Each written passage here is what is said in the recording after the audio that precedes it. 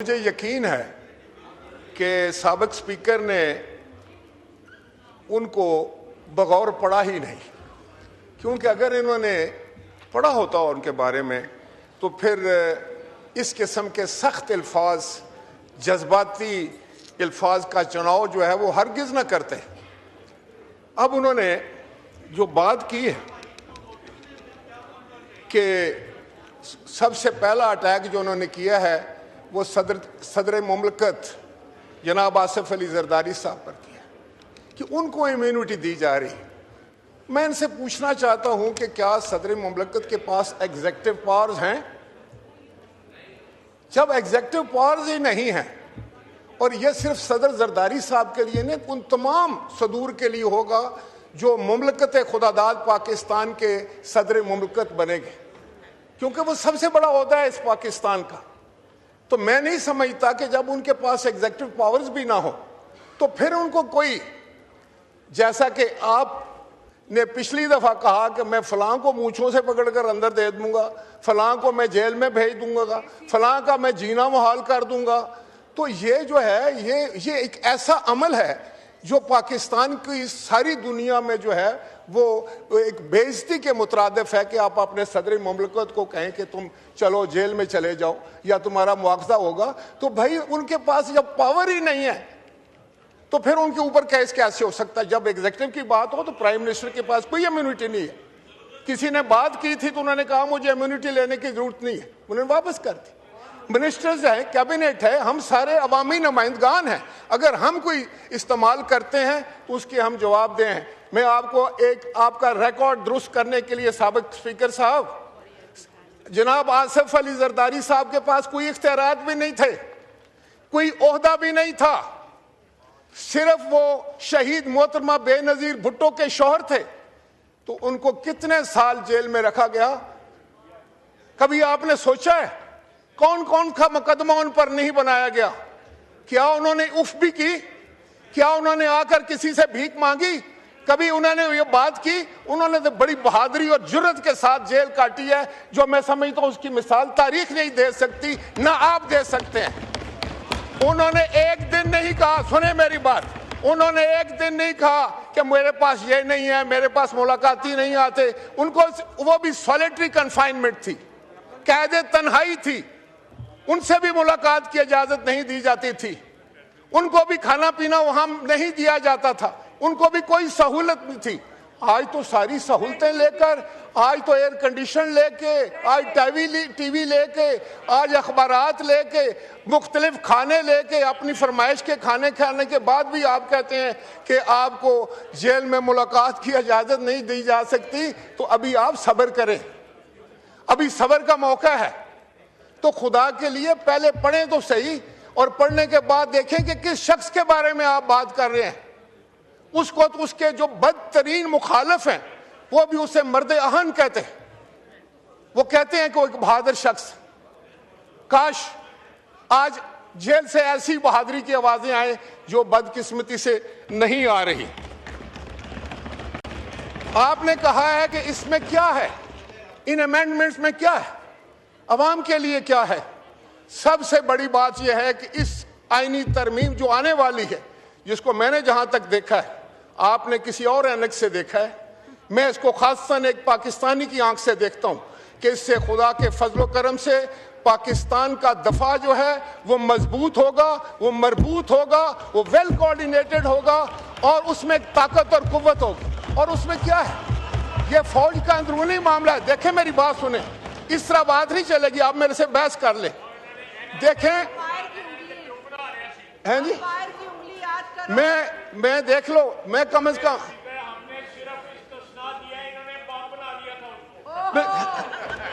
मैं एक बात, थैंक यू, मैं ये कहना चाह रहा था जनाब स्पीकर, मैं आपको आपकी तवज्जो जो है इस तरफ मबजूल कराना चाहता हूं। जनाब स्पीकर देखें, अगर पाकिस्तान का दफा महफूज होगा, पाकिस्तान में बसने वाले 25 करोड़ महफूज होंगे, तो इससे बड़ी बात और कोई नहीं है।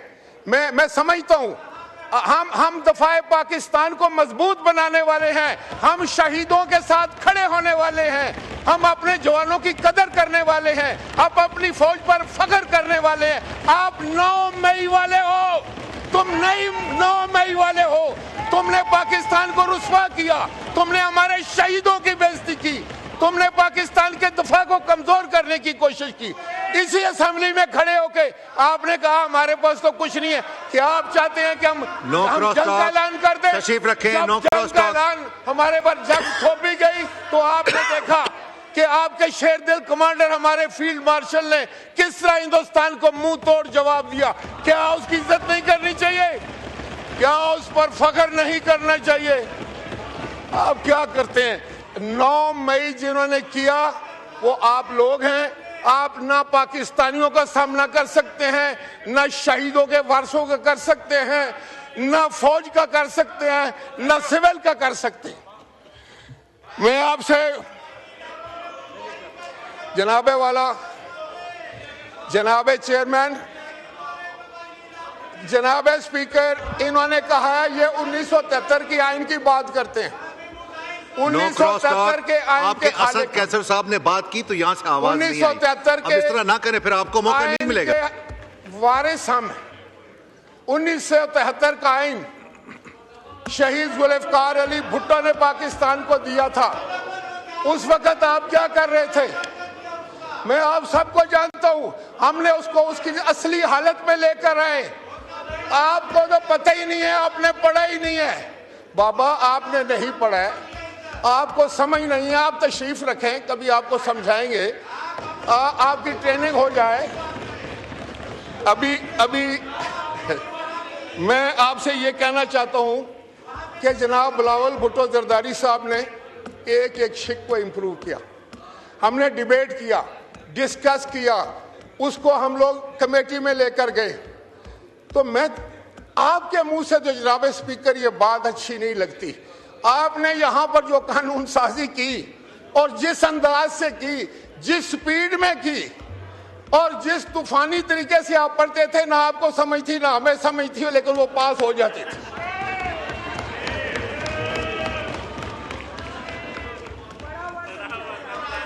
मैं आपको ये बताऊं कि प्रेसिडेंट्स जो होता है, देखे हमने आपकी बात बड़ी, देखो आप शोर बचाने वाली मशीन तो हो सकते हैं, पार्लियामेंटेरियन बने, हमने बड़े तहम्मुल से आपकी बात सुनी।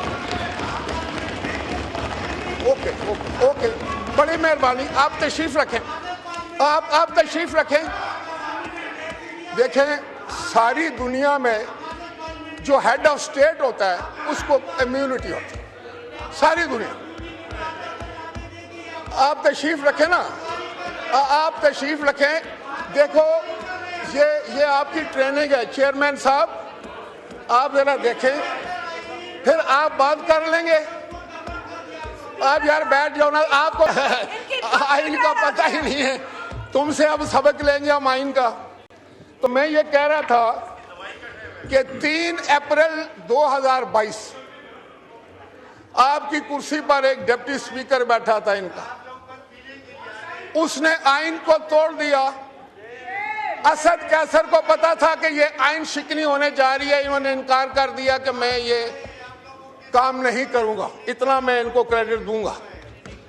और जब वो सुप्रीम कोर्ट ने अपने फैसले में लिखा कि इन्होंने आइन शिकनी की है, आप तो आइन शिकन लोगे, ये तो रिकॉर्ड की बात है, ये तो अदालत का फैसला है। आप किस तरह हमें कह सकते हैं? हम तो आइन बनाने वाले हैं, आइन का तहफ़्फ़ुज़ करने वाले हैं, आइन की हिफाजत करने वाले हैं और आइन पर चलने वाले हैं। आप हर रोज रोना रोते हैं कि आपका कोई कैदी है, नंबर उसका कोई 804 है और उसको आप रहा कराना चाहते हैं और मुकाबला कराते हैं आसिफ अली जरदारी से। सुनो, आसिफ अली जरदारी से मुकाबला करने हैं तो 12 साल उसको अंदर रखो, तब फिर आकर फैसला करना। 12 साल रखो उसको अंदर, तो फिर आकर कहना कि हम मुकाबले में आ गए। सबर, तहम्मुल, बहादुरी, इज्जत, वकार, फिर बात हो। यहाँ शोर मचाने का कोई फायदा नहीं। बाकी ये है कि अवाम भी आपको पहचान चुके हैं, आवाम को समझ आ चुकी है कि आप शोर तो मचा सकते हैं, आप झूठे नारे लगा सकते हैं, आप झूठे वादे कर सकते हैं। आज मैं पता करूं कि आप 4.25 साल रहे थे हुकूमत में, कहां गई वो 2 करोड़ नौकरियां? किसको दी थी 1 करोड़ नौकरी? 50 लाख घर किसको दिए थे? आपने पासपोर्ट की इज्जत कराई थी? आपने पाकिस्तान को ऊपर लेकर गए थे? ईमानदारी से बात करें। और फिर कौन सा वो फरागोगी कौन है? करप्शन के तो आपकी दास्तानें, करप्शन की दास्तानें हैं आपकी।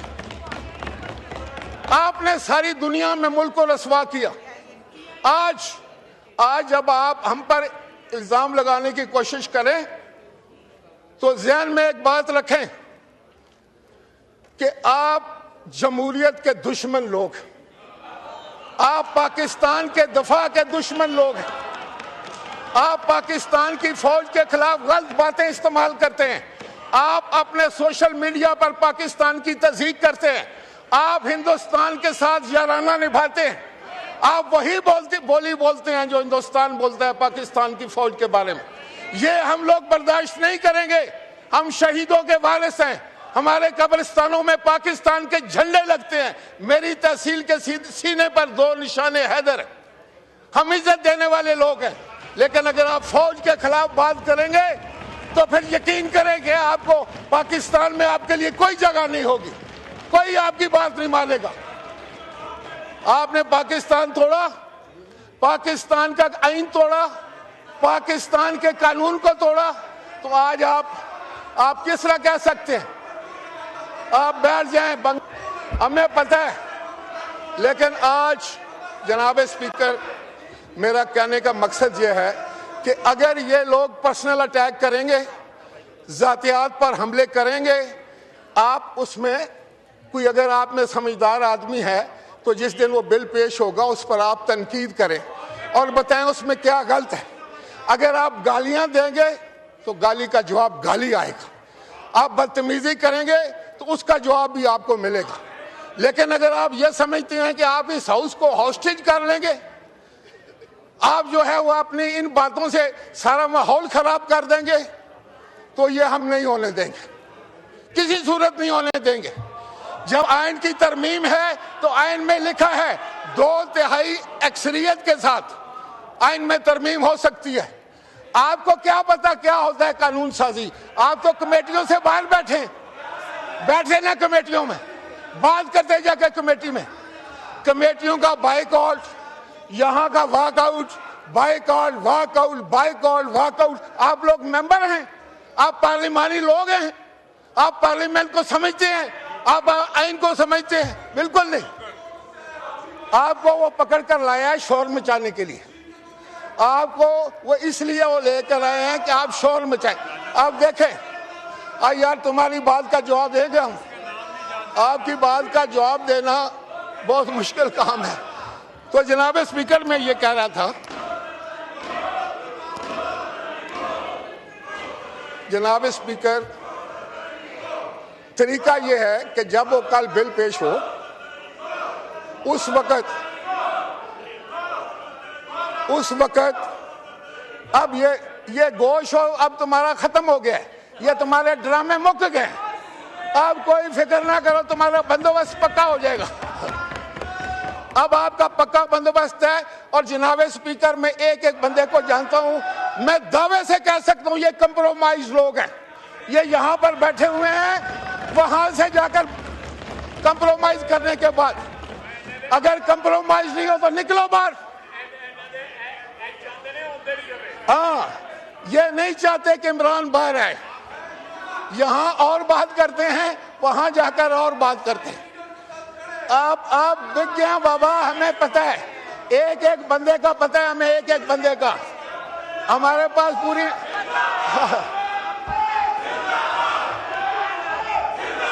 इससे आगे कुछ नहीं है।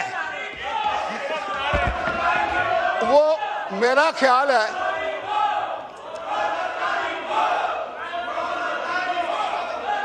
आप देखो ना, नारा लगाकर आप इमरान को बाहर ला सकते हैं, तो ना इंशाल्लाह ताला जरदारी साहब का बाल भी बीका नहीं कर सकते। आप में इतनी हिम्मत ही नहीं रही है। अपने गिरेबानों में डालें जरा अपना मुंह और सोचें कि आपने इमरान के लिए क्या किया है। कुछ किया है? क्या किया है? आपने उसको अंदर करा दिया। वो बेचारा गैर सियासी आदमी था। आप जैसे जिसके साथी हो उसको दुश्मन की जरूरत नहीं है। सच्ची बात। जनाब स्पीकर जी,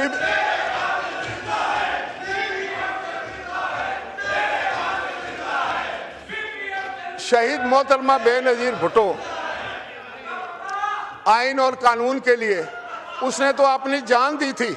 आप जेल के कमरे में बैठ के एयर कंडीशन लगाकर वहां खाने खाते हैं। मुकाबला बेनजीर भुट्टो का करना चाहते हैं, आसिफ अली जरदारी का करना चाहते हैं। पहले अपनी तरफ तो देखो, अपने लीडर की तरफ तो देखो। मैं ऐसी बातें हरगिज ना करता यहां खड़े होके।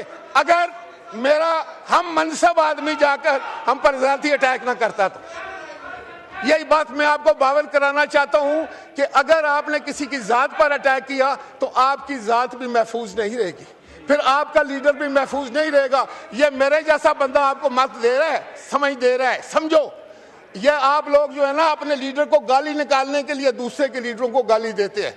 आप चाहते हैं कि वो अंदर ही रहे, उसको गालियां पड़े, वो जलील हो, इसलिए आप ये सारी हरकतें करते हैं। आपको कोई अकल नहीं है। अकल बाजार से नहीं मिलती। अगर बाजार से अकल मिले तो हम आपको ला दें। आपको शौर ही नहीं है, आपसे क्या बात हो? हा हा हा हा हा। इसके अलावा आपके पास क्या है? What else? क्या है आपके पास? कोई आर्गुमेंट नहीं है, कोई अकल की बात नहीं है। और पाकिस्तान के इतने बड़े हाउस में बैठे हैं और ट्रम्पट बजा रहे हैं। देख जनाब स्पीकर, आप रूलिंग देख कि ये जो शोर मचाने वाली मशीनें हैं, ये जो शोर करने वाले बुत हैं, इनको किस तरह कंट्रोल करेंगे आप? ये किस तरह करेंगे? ये लोग जो अपने शहीदों की इज्जत ना कर सके, ये लोग जो अपने गाजियों की इज्जत नहीं कर सके, ये लोग जो अपनी फौज की इज्जत ना कर सके, ये लोग जो अपने फील्ड मार्शल जिसको इस पूरी कौम ने मुतफिका तौर पर ओहदा पेश किया है उसके खिलाफ बात करते हैं। ये कौन लोग हैं? मेरे ख्याल में सर ये गुमराह लोग हैं जिनकी कोई मंजिल नहीं है, इनकी कोई सिमत नहीं। ये एक ऐसा धब्बा लग गया पाकिस्तान की सियासत पर, और मुझे यकीन है कि कल अगर इलेक्शन हो तो इनमें से एक बंदा भी आपको नजर नहीं आएगा। आपको सही खत्म होगी बात, वो खत्म हो चुके। तो लोगों को पता चल गया है कि ना तो ये कानून साजी में काम लेते हैं। देखें, इनमें से किसी एक को खड़ा करके पता करें कि उसने कोई कानून साजी की है, कोई पाकिस्तान के अवाम की बेहतरी के लिए कोई बिल लेकर आया है, कोई उसने कोई ऐसी तकरीर की हो जो पाकिस्तान के अवाम के मफादात की हो, कोई उसने ऐसी बात की हो, उसने कोई मुल्क मस्बत तनकीद की हो। सिर्फ यही है कि जी कैदी नंबर 408 804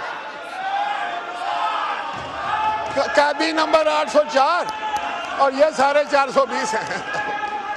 ये कौन लोग हैं? जनाब स्पीकर, मैं आपसे मुतालबा करता हूं कि ये हाउस पाकिस्तान के 25 करोड़ अवाम का हाउस है। ये इसके पास इक़्तिदार आला है, ये पाकिस्तान के लोगों की दानिशगाह है। यहाँ पर पाकिस्तान के अवाम की मफाद की बात होनी है और हमने करनी है। ये लोग सिर्फ शोर मचाते हैं और ये शोर जो है ये इस पाकिस्तान के इस बड़े ईवान की तौहीन है। ये तौहीन का मुर्तकिब हो रहे हैं। देखे ना, जिस बंदे के पास कोई आर्गूमेंट नहीं रहता वो शोर करता है। बेहतर तो ये था कि आप मेरी सारी बातें सुन के उसका जवाब देते। अब क्योंकि आपने शोर मचाया है तो इनकी बात भी हम नहीं सुनने देंगे, किसी को बिल्कुल नहीं सुनने देंगे। कोई बंदा इनकी बात नहीं करेगा। अगर ये को खड़ा करने की बात करने की कोशिश करेगा, हम आपसे वही सलूक करेंगे जो आप हमारे साथ कर रहे हैं। अगर आप मुझे नहीं बात करने देंगे तो मेरे साथी फिर आपको भी बात नहीं करने देंगे। नहीं कर सकेंगे आप बात, आप नहीं कर सकेंगे।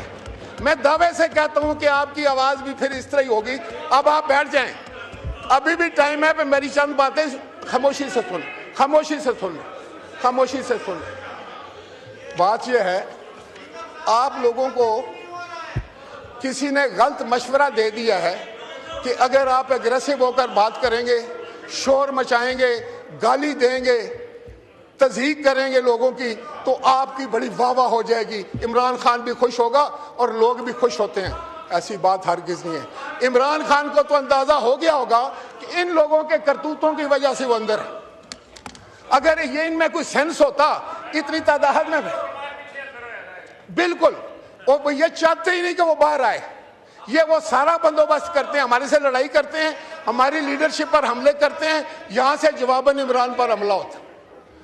ये कोई तरीका है? ये अपने लीडर की इज्जत कर रहे हैं। इनमें से किसी एक को पता करो कि तुम कॉन्स्टिट्यूशन पढ़कर आए हो, तुम्हें पता है क्या तरमीम है, तुम्हें पता है आज ऑर्डर ऑफ द डे क्या था। यार आप सिर्फ शोर मचाने के लिए आते हैं। आप इस हाउस में तनख्वाह लेते हैं इसलिए कि यहाँ शोर मचाएं, आप गालियां दें और चले जाएं। आपने कभी अपने हलकों की बात नहीं की, कभी आपने अवाम की बात नहीं की, कभी उनकी मुश्किलात की बात नहीं की। हला हला हला करके आप चले जाते हो। कौन लोग हैं ये, कहां से आए हैं? कहते हैं हमें अवाम ले। अवाम इतने बेवकूफ नहीं है कि आप लोगों को मौका दें। वो आप उस वक्त भी कंप्रोमाइज होकर आए हैं, आज भी आप कंप्रोमाइज्ड हैं। आप वहां कोई और बात करते हैं, यहां कोई और बात करते हैं। मैं लिख कर देता हूं, अगर कहें तो मैं एक एक के नाम पढ़कर बता दूं कौन कौन कंप्रोमाइज्ड है, कहां कहां कंप्रोमाइज किया है।